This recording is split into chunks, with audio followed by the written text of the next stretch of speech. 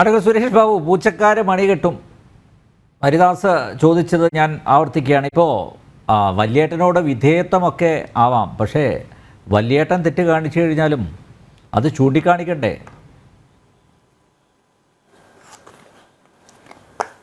അല്ല, ഒരു ഒരു നിഗമനത്തിലെത്തിയിട്ട് അതിനെക്കുറിച്ച് നമ്മൾ പറയേണ്ടുന്ന കാര്യമുണ്ടോ? വലിയേട്ടൻ തെറ്റ് കാണിച്ചു എന്ന് പറഞ്ഞാൽ നമ്മളത് വലിയേട്ടൻ്റെ ഭാഗത്തുള്ളൊരു തെറ്റ് മാത്രമാണ് എന്ന് ഒരു തീരുമാനമെടുത്ത് അങ്ങനെ വന്നു കഴിഞ്ഞാൽ ആ വലിയേട്ടൻ തിരുത്തപ്പെടണമെന്ന് നമുക്ക് പറയാം. പക്ഷേ ഇപ്പോൾ സംഭവിച്ചിരിക്കുന്നത് ഇടതുപക്ഷ ജനാധിപത്യ മുന്നണിയുടെ ഭാഗത്ത് അത്തരമൊരു ചർച്ച നടന്നിട്ടില്ല. അത് അടുത്ത് തന്നെ ഉണ്ടാകും. മാർക്സിസ്റ്റ് കമ്മ്യൂണിസ്റ്റ് പാർട്ടി അവരുടെ താഴെത്തട്ടിലുള്ള കമ്മിറ്റികൾ, നിയോജക മണ്ഡലം കമ്മിറ്റികൾ തുടങ്ങിയിട്ട് മുകളിൽ കേന്ദ്ര കമ്മിറ്റി ഇന്ന് അവസാനിച്ചിരിക്കുകയാണ്. അത് കഴിഞ്ഞ ഉടനെ ഇടതുപക്ഷ ജനാധിപത്യ മുന്നണി കക്ഷികളിലേക്കും ഈ ചർച്ചകളിലെത്തും. ഞങ്ങൾ ഓരോ കക്ഷികളും അവരവരുടേതായ രീതിയിലുള്ള ചർച്ചകളും അഭിപ്രായ ക്രോഡീകരണങ്ങളും ഉണ്ടാക്കിയിട്ടുണ്ട്. ആ ക്രോഡീകരണത്തെ മൊത്തത്തിൽ ഇരുന്ന് ചർച്ച ചെയ്ത് ആരാണ് തിരുത്തേണ്ടത്, ആരെയാണ് തിരുത്തേണ്ടത് തുടങ്ങിയിട്ടുള്ള കാര്യങ്ങൾ അന്തിമമായൊരു തീരുമാനമെടുക്കും. ഇപ്പോൾ റിസൾട്ട് വന്നിട്ട് ഇപ്പോൾ ഒരു മാസം പോലും തികയുന്നില്ലല്ലോ. നമുക്കതിനെക്കുറിച്ച് ആലോചിച്ച് ചെയ്യാനുള്ള സമയമുണ്ട് എന്ന് തന്നെയാണ് എൻ്റെ പക്ഷം. പക്ഷേ ഇടതുപക്ഷ ജനാധിപത്യ മുന്നണിയുടെയും മാർക്സിസ്റ്റ് പാർട്ടിയുടെയും രാഷ്ട്രീയമായ അന്ത്യം കാണണമെന്ന് ആഗ്രഹിക്കുന്ന ആളുകളാണ് ഇപ്പോൾ ആ പാർട്ടിക്ക് വന്നിരിക്കുന്ന അപച്യുതിയെക്കുറിച്ച് വളരെ വിശാലമായും വാചാലമായും സംസാരിക്കുന്നത്. അതിൻ്റെ ലോജിക്ക് എനിക്ക് മനസ്സിലാകുന്നില്ല. അത് കൂടുതൽ ആക്കം കൂട്ടാനാണോ, അല്ലെ അവരെ കൊണ്ട് തിരുത്തിപ്പിച്ച് നാട് നന്നാക്കാനാണോ എന്നൊന്നും എനിക്ക് മനസ്സിലായിട്ടില്ല. ഞാൻ അതിലേക്ക് കടക്കാനും ആഗ്രഹിക്കുന്നില്ല. ഈ കാര്യത്തിൽ ഒരു കാര്യം വസ്തുതാപരമായി ശരിയാണ്. ജനങ്ങൾ ഇടതുപക്ഷ ജനാധിപത്യ മുന്നണി സ്ഥാനാർത്ഥികളെ തിരസ്കരിച്ചിട്ടുണ്ട്. ആ തിരസ്കരണത്തിൻ്റെ ഭാഗമായിട്ടാണ് കഷ്ടിച്ച് ഒരു രക്ഷപ്പെടൽ ആലത്തൂരിൽ വെച്ച് നടന്നതൊഴിച്ചാൽ ബാക്കി സംസ്ഥാനത്തിൻ്റെ വിവിധ പ്രദേശങ്ങളിൽ തോൽവിയാണ് ഉണ്ടായിട്ടുള്ളത്. വളരെ ചുരുക്കം നിയോജക മണ്ഡലങ്ങളിൽ മാത്രമേ 1,00,000-ൽ താഴെ വോട്ടിന് ഇടതുപക്ഷ ജനാധിപത്യ മുന്നണി തോറ്റിട്ടുള്ളൂ. ബാക്കിയൊക്കെ തോറ്റിരിക്കുന്നത് ലക്ഷത്തിൻ്റെയും മേലെയുള്ള വോട്ടുകൾക്കാണ്. അപ്പോഴത് ഒരു പരിശോധനയ്ക്ക് വിധേയമാക്കേണ്ടുന്ന വസ്തുത തന്നെയാണ്. പെട്ടെന്ന് തന്നെ കയറി 21 തിരഞ്ഞെടുപ്പിൽ 91-ൽ നിന്നും 99 ആയപ്പോൾ പുകഴ്ത്തപ്പെട്ട ആളാണ് അത് നമ്മൾ കണ്ടത്. അപ്പോൾ ഇപ്പോൾ പെട്ടെന്ന് തന്നെ അതിന് പിണറായി വിജയൻ മാത്രമാണ് കാരണക്കാരൻ എന്ന് പറയുന്നതിനോട് പെട്ടെന്ന് അങ്ങോട്ട് യോജിക്കാൻ കഴിയില്ല. പക്ഷേ കേരളത്തിൻ്റെ രാഷ്ട്രീയ രംഗത്ത് നമ്മൾ ഇന്നലെ വരെയുള്ള ദിവസങ്ങളിൽ കഴിഞ്ഞ 6-7 കൊല്ലമായി കണ്ടുകൊണ്ടിരിക്കുന്ന വസ്തുത, അന്തിമമായ ഒരു തീരുമാനം വ്യക്തിഗതമായി ഉണ്ടാകുന്ന ഒരു രാഷ്ട്രീയ സംജ്ഞയിലേക്കാണ് കേരളം രാഷ്ട്രീയമായി നീങ്ങിയിട്ടുള്ളത്. ഒരിക്കലും അഭിലഷണീയമല്ലാത്ത CPM-നെ സംബന്ധിച്ചിടത്തോളം വ്യക്തിഗതമായ തീരുമാനമായി മാറുന്നത് അഭിലഷണീയമായ ഒരു സംജ്ഞയല്ലാത്തതുകൊണ്ട് ആ കാര്യത്തിൽ ഒരു തീരുമാനം ഉണ്ടാകണം. അതൊരു കൂട്ടായ തീരുമാനമാകും. ആ കൂട്ടായ തീരുമാനം വരുമ്പോൾ സ്വാഭാവികമായും എതിർക്കപ്പെടാനും എതിർപ്പ് കേൾക്കാനും എതിർ ശബ്ദങ്ങൾക്ക് വഴങ്ങാനും ഒക്കെയുള്ള തീരുമാനങ്ങൾ ഓരോ പാർട്ടിയിലും ഉണ്ടാകും എന്നതാണ് ഞാൻ പ്രതീക്ഷിക്കുന്നത്. അങ്ങനെയുള്ളൊരു പ്രതീക്ഷയുണ്ടെങ്കിൽ കേരളത്തിൽ ഒരു തിരിച്ചുവരവിന് സാധ്യതയുണ്ട്. അതല്ലാത്ത പക്ഷമാണെങ്കിൽ തിരിച്ചുവരവിനുള്ള സാധ്യതയും മങ്ങിപ്പോകും. എന്നെ മുമ്പിലുള്ളത് ഈ തിരിച്ചുവരവ് പാർട്ടിയുടെ തിരിച്ചുവരവ് മാത്രമല്ല, അല്ലെ മുന്നണിയുടെ തിരിച്ചുവരവ് മാത്രമല്ല, അനഭിലഷണീയമായ പ്രവണതകൾ രാഷ്ട്രീയത്തിൽ നിന്ന്, പ്രത്യേകിച്ച് കേരളത്തിൻ്റെ രാഷ്ട്രീയത്തിൽ നിന്ന് തുടച്ചു മാറ്റപ്പെടണം. അതാണ് അടിയന്തരമായ ആവശ്യമുള്ളത്.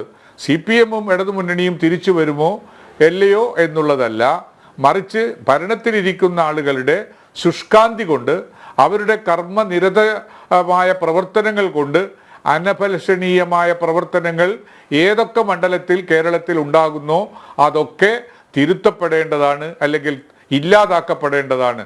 ആ ഇല്ലാതാക്കപ്പെടുന്നതിന് എന്തെല്ലാം വേണം? വിദ്യാർത്ഥി രംഗത്തെ ജനാധിപത്യവൽക്കരണം വേണം, ഔദ്യോഗിക തലത്തിലെ ജനാധിപത്യവൽക്കരണം വേണം, അത് കഴിഞ്ഞ് മുകളിലോട്ടുള്ള രംഗങ്ങളിൽ ജനാധിപത്യവൽക്കരണം വേണം. ജനങ്ങൾക്ക് തങ്ങളുടേതാണ് ഭരണകൂടം എന്ന തോന്നത്തക്ക വിധത്തിൽ ഉള്ള പ്രവർത്തനങ്ങൾ കാഴ്ചവെക്കാൻ ഒരു ഭരണകൂടത്തിന് കഴിയണം. അത് കേരളത്തിലും കേന്ദ്രത്തിലും എല്ലാം ഒരുപോലെ ബാധകമായ ഒരു കാര്യമാണ് ഞാനിവിടെ സൂചിപ്പിച്ചിട്ടുള്ളത്. ഇവിടെ തിരുത്തേണ്ടത് ആരെ? തിരുത്തേണ്ടത് ഒരു രാഷ്ട്രീയ സംജ്ഞയെയാണ്. വ്യക്തിഗതമായ ഒരു തിരുത്തലുകൾ മാത്രമല്ല. അതിൽ വ്യക്തികൾ പെടും. സ്വാഭാവികമായും ജനാധിപത്യ പ്രസ്ഥാനത്തിൻ്റെ രാഷ്ട്രീയ തീരുമാനങ്ങൾ വ്യക്തികളിലൂടെയാണ് ജനങ്ങൾ അറിയുന്നത്, വ്യക്തികളിലൂടെയാണ് അത് ജനങ്ങളിലേക്ക് ട്രാൻസ്ലേറ്റ് ചെയ്യപ്പെടുന്നത്. അപ്പോൾ സ്വാഭാവികമായും വ്യക്തിഗതമായ ചില കാര്യങ്ങൾ അതിനകത്ത് പൊന്തി വന്നേക്കാം. പക്ഷെ തിരുത്തേണ്ടത് രാഷ്ട്രീയമായിട്ട് തന്നെയാണ് എന്നാണ് ഞാൻ വിവക്ഷിക്കുന്നത്. ഉല്ലാസ് ബാബു, കേരളത്തിൽ ഇടതുപക്ഷത്തിൻ്റെ വിശിഷ്യ CPM-ൻ്റെ വോട്ട് ബാങ്കിലുണ്ടായിട്ടുള്ള ചോർച്ച അത് ഗുണകരമായത് BJPക്കാണ്. BJPയും അങ്ങനെ ഒരു വിലയിരുത്തൽ നടത്തിയിട്ടുണ്ട്. ഈ വോട്ടുകൾ തുടർന്ന് നഷ്ടപ്പെടാതിരിക്കാൻ, ചേർത്ത് പിടിക്കാൻ ഇവരെയൊക്കെ സഖാക്കന്മാരെ അടക്കം ഈ പ്രസ്ഥാനത്തിലേക്ക് കൊണ്ടുവരാനുള്ള ഏറ്റവും വലിയൊരു സുവർണാവസരമാണ്. അതുകൊണ്ട് ഈ നേരത്തെ ഞാൻ പറഞ്ഞതുപോലുള്ള ഈ വിമർശനങ്ങളെ, പൊതു സമൂഹത്തിൻ്റെ വിമർശനങ്ങളെ അവർ ചൂണ്ടിക്കാണിക്കുന്നത്, അവരുടെ ആക്ഷേപങ്ങളെ ഒക്കെ മുഖവിലക്ക് എടുക്കേണ്ടതല്ലേ? ആ രീതിയിൽ തന്നെ ആയിരിക്കില്ലേ പാർട്ടിയുടെ തുടർന്നുള്ള പ്രവർത്തനം? ശ്രീ അനിൽ നമ്പ്യാർ, അങ്ങ് ചോദിച്ച ചോദ്യത്തിനും ശ്രീ ഷാജഹാൻ പറഞ്ഞ മറുപടിക്കും, ചോദ്യരൂപേണ പറഞ്ഞ മറുപടിക്കും, ശ്രീ ഹരിദാസ് ചോദിച്ച ചോദ്യങ്ങൾക്കും, ഈ മൂന്ന് കാര്യങ്ങൾക്ക് മറുപടി പറയേണ്ടതുണ്ട്. അതിനുള്ള സമയം അനുവദിച്ചാൽ അങ്ങ് ചോദിച്ചു, ഇടതുപക്ഷത്തിന്റെ വോട്ടുകൾ BJPയിലേക്ക് വന്നിട്ടില്ലേ?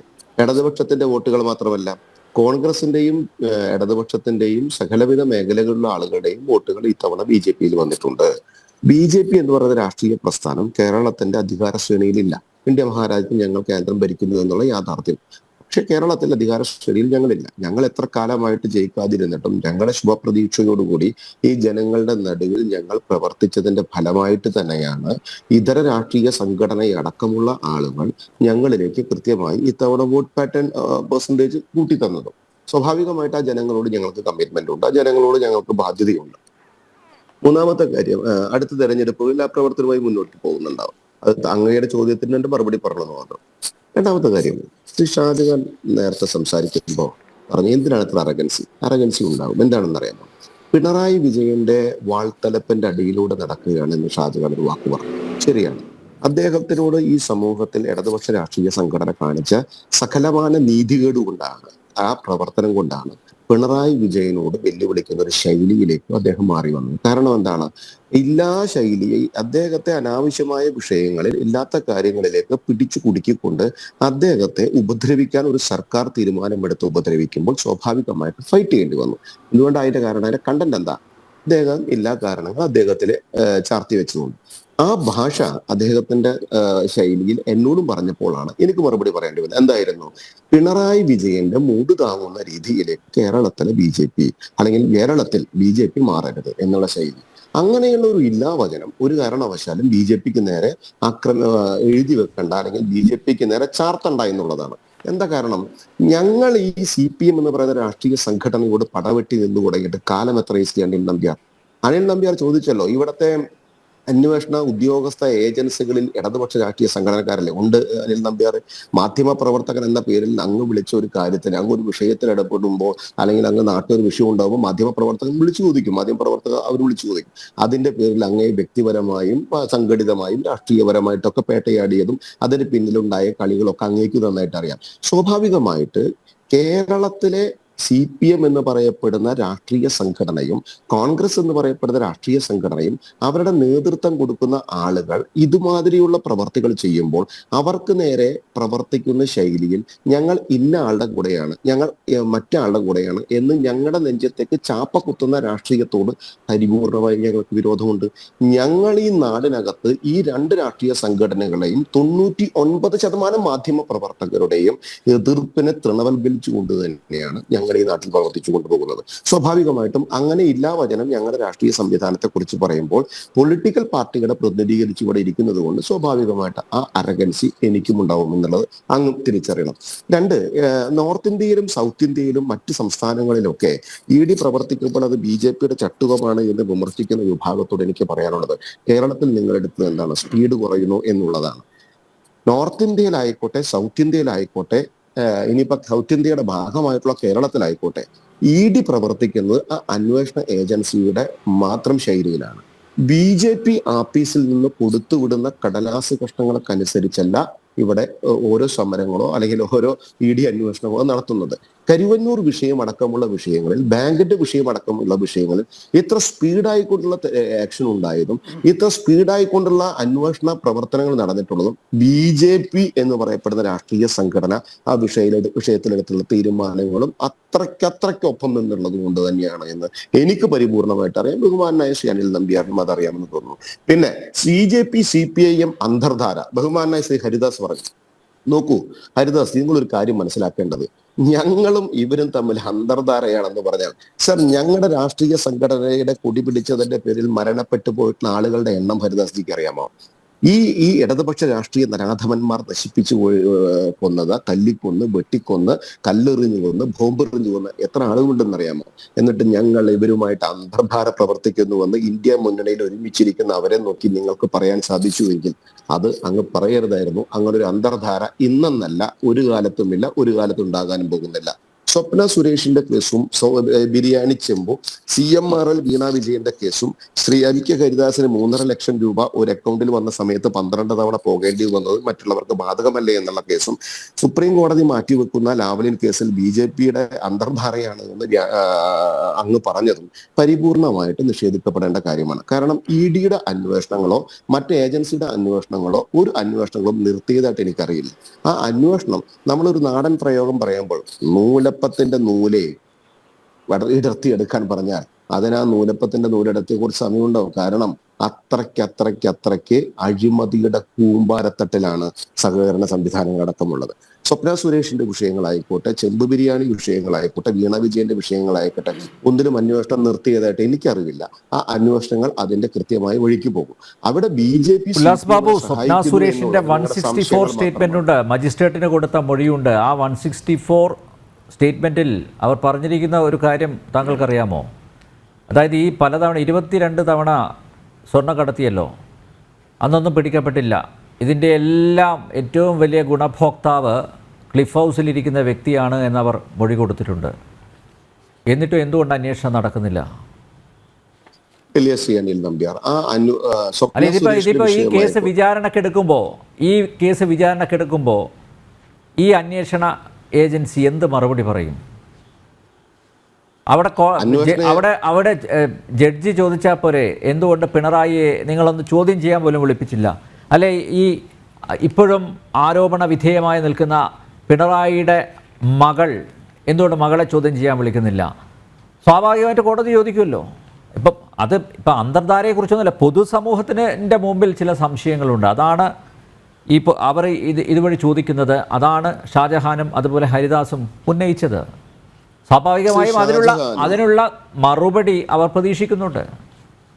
അല്ല, BJPയെ സംബന്ധിച്ചിടത്തോളം, BJP എന്ന് പറയപ്പെടുന്ന രാഷ്ട്രീയ സംഘടനയെ സംബന്ധിച്ചിടത്തോളം ഞങ്ങൾ വളരെ കൃത്യമായി പറയുന്നു, ഞങ്ങൾക്ക് ഇടതുപക്ഷ രാഷ്ട്രീയ സംഘടനയുമായിട്ട് അന്തർധാര പോയിട്ട് യാതൊരുവിധ അർത്ഥബന്ധങ്ങളും ഞങ്ങൾ അവരും തമ്മിലില്ല.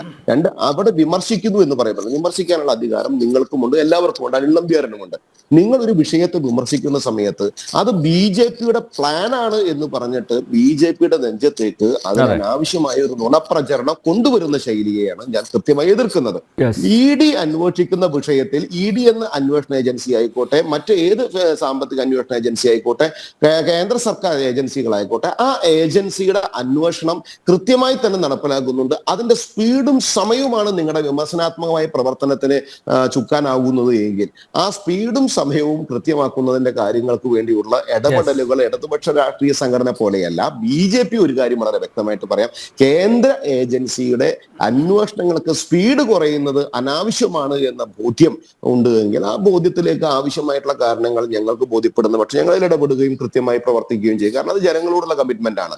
അവിടെ ഞങ്ങളും CPM-ഉം കെട്ടിപ്പിടിച്ച് കൈകോർത്ത് നടക്കുന്ന അടിസ്ഥാനത്തിലാണ് ഈ പ്രവർത്തനങ്ങളും ഈ മറ്റേ സ്പീഡ് കുറയുന്നു എന്നൊക്കെ തോന്നുകയും അത് നിങ്ങളുടെ വിമർശനമാണ്. ആ വിമർശനത്തും ശരിയാണെന്ന് വെക്കാൻ എനിക്ക് പറ്റില്ല.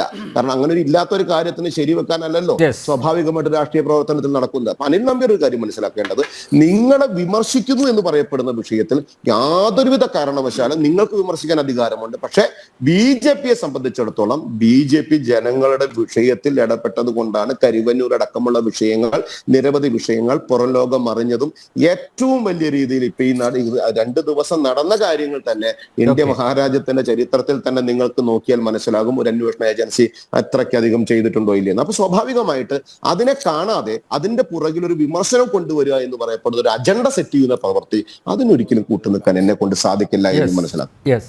ഷാജാൻ, സേവ് CPM ഫോറം വരുമോ ഇനി? പണ്ട് വന്നിരുന്നു. അല്ല, ഞാൻ ചെറിയതായിട്ടൊന്ന് പറഞ്ഞോട്ടെ. ഈ BJP-ക്ക് ഉണ്ടായിട്ടുള്ള വീഴ്ചകളെ കുറിച്ച് പറയുമ്പോൾ BJP-ക്ക് വീഴ്ചകൾ ഉണ്ടായിട്ടുണ്ടെങ്കിൽ ആ വീഴ്ചകൾ പരിഹരിച്ച് മുന്നോട്ട് പോകുമെന്ന് പറയുമ്പോഴാണ് BJP-യുടെ നേതൃത്വം അവരുടെ അണികളുടെ മുന്നിലെങ്കിലും അവർ അഭിമതരാവുക എന്നുള്ള ബോധ്യം. അല്ലാതെ BJP കാണിക്കുന്ന എല്ലാ വൃത്തികേടുകളും ന്യായീകരിച്ചു കഴിഞ്ഞാൽ അതാണ് ഏറ്റവും വലിയ പാർട്ടി പ്രവർത്തനമെന്ന് ദയവീത് തെറ്റിദ്ധരിക്കരുത്.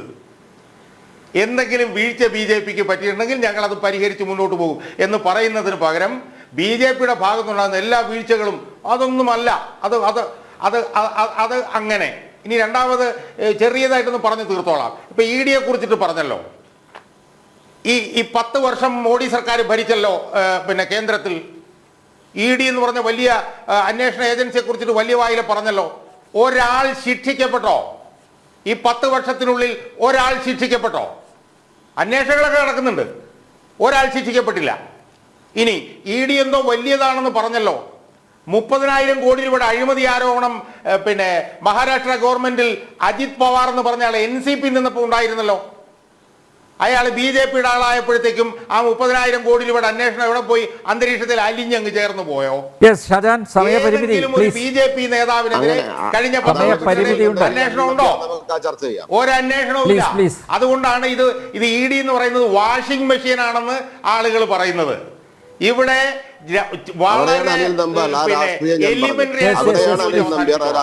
എന്തുമാത്രം ആരോപണം പിണറായി വിജയനെതിരെ വന്നു.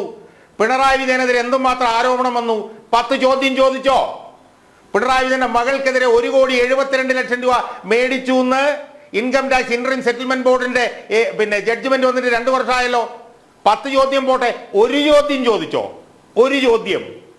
അപ്പൊ അതുകൊണ്ട് ഞങ്ങൾക്ക് ചില വീഴ്ചകൾ വന്നിട്ടുണ്ടെങ്കിൽ ഞങ്ങൾ അത് പരിഹരിക്കാൻ തയ്യാറാവുമെന്ന് പറയുന്നതിന് പകരം വിമർശിക്കുന്നവരെ അടിച്ചിരുത്താൻ ശ്രമിച്ചാൽ BJP നേതൃത്വം BJP-യുടെ അണികളുടെ മുമ്പിൽ തന്നെ തുണി ഉരിഞ്ഞു നിൽക്കുമെന്നുള്ള അടിസ്ഥാനപരമായിട്ടുള്ള ബോധ്യം ഈ നേതാവിനുണ്ടായാൽ അത് BJP-ക്ക് നല്ലത്. അനിൽ നമ്പ്യാരെ ഞങ്ങൾക്ക് വീഴ്ച വന്നിട്ടുണ്ടോ എന്നുള്ളതല്ല. ഞങ്ങൾക്ക് വീഴ്ച വന്നിട്ടുള്ള കാര്യങ്ങളിൽ ഞങ്ങൾക്ക് ബോധ്യമുണ്ട് എന്തൊക്കെ ഞങ്ങളുടെ അണികളോട് പറയണമെന്നുള്ളത്. ഞങ്ങൾക്ക് വീഴ്ച വന്നതാണ് ഈ വിഷയമെന്ന് നിങ്ങൾ വ്യാഖ്യാനിക്കാൻ ശ്രമിക്കരുത് എന്നാണ് ഞാൻ പറഞ്ഞത്. അന്വേഷണ ഏജൻസി CPM നടത്തിയിട്ടുള്ള ഒരു തട്ടിപ്പിനെതിരെ അന്വേഷണം നടത്തുന്ന സമയത്ത് വ്യക്തികൾക്ക് ഇഷ്ടപ്രകാരം ആ അന്വേഷണം പോയിട്ടില്ല. അതുകൊണ്ട് BJP അണികളോട് ഞങ്ങൾക്ക് തെറ്റുപറ്റി, വീഴ്ച പറ്റി എന്ന് പറഞ്ഞാൽ അത് ഒരു കാരണവശാലും ഞങ്ങൾ രാഷ്ട്രീയ സംഘടനയാണ്. ആ രാഷ്ട്രീയ സംഘടനയ്ക്ക് വ്യക്തിഗതമായിട്ടുള്ള താല്പര്യങ്ങൾക്ക് അനുസൃതമായിട്ട് മറുപടി ജനങ്ങളോട് പറയാൻ പറ്റില്ല.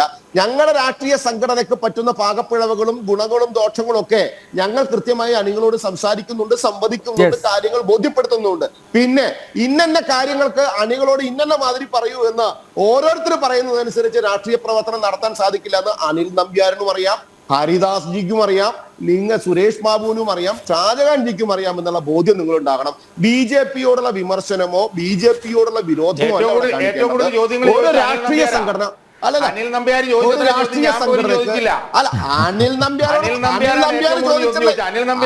നമ്പ്യാരോടും കൂടിയാണ് പറയുന്നത്. BJP 164 സ്റ്റേറ്റ്മെന്റിൽ പറഞ്ഞിട്ടുള്ള കാര്യങ്ങളിൽ കൃത്യമായിട്ടുള്ള നടപടികൾ ഏജൻസികൾ എടുക്കേണ്ട ഏജൻസികൾ എടുത്തിരിക്കും. ഒരു സംശയവും വേണ്ട. ആ ഏജൻസികൾ ആ വിഷയത്തിൽ എടുക്കേണ്ട നിലപാടുകൾ അനിൽ നമ്പ്യാരിനോട് എന്ത് ബോധ്യപ്പെടുത്തണം ഞാൻ നടപ്പിലാക്കിയോളാം. ഒരു സംശയവും വേണ്ട. അനിൽ നമ്പ്യാരിന് അങ്ങനെ ഒരു ചോദ്യമുണ്ട് എങ്കിൽ അനിൽ നമ്പ്യാർ ചോദിച്ച ചോദ്യങ്ങൾക്ക് അനിൽ നമ്പ്യാരോട് ബോധ്യപ്പെടുത്താനുള്ള ഉത്തരവാദിത്വം അതെനിക്കുണ്ട്. ആ ബോധ്യപ്പെടുത്തേണ്ടത് ഇന്ന രീതിയിലാണെന്ന് ഇൻസിസ്റ്റ് ചെയ്യുന്ന ശൈലി അത് ഷാജഹാൻ നിങ്ങൾ മാറ്റിവെക്കേണ്ടതാണ്. കാരണം ആ പ്രവൃത്തിയല്ല നിങ്ങൾ ചെയ്യേണ്ടത്. നിങ്ങളുടെ വ്യക്തിപരമായിട്ടുള്ള താല്പര്യങ്ങൾക്ക് അധോലോക സംസ്കാരം വളർത്തുന്ന കമ്മ്യൂണിസ്റ്റ് പാർട്ടി പതനത്തിൽ നിന്നും അധപതനങ്ങളിലേക്ക് അനുദിനം ആഴ്ന്നിറങ്ങുകയാണ്. അടിമുടി ഗസിച്ചിരിക്കുന്ന ഈ അപജയത്തിൽ നിന്നും പാർട്ടിയെ രക്ഷിച്ചെടുക്കുക അസാധ്യമാണ്. പരൽമീനുകളെ പുറത്താക്കി മുഖം രക്ഷിക്കാമെന്നാണ് പാർട്ടിയിലെ തിമിംഗലങ്ങൾ ഇപ്പോഴും വ്യാമോഹിക്കുന്നത്. പക്ഷേ കാലം കാത്തുവെച്ചത് സമാഗതമായിരിക്കുന്നുവെന്ന് ഇവർ ഇനിയും തിരിച്ചറിയുന്നില്ലല്ലോ. ജന ഡിബേറ്റ് ഇവിടെ പൂർണ്ണമാകുന്നു. ചർച്ചയിൽ പങ്കെടുത്ത എല്ലാ അതിഥികൾക്കും നന്ദി. ഒപ്പം പ്രേക്ഷകർക്കും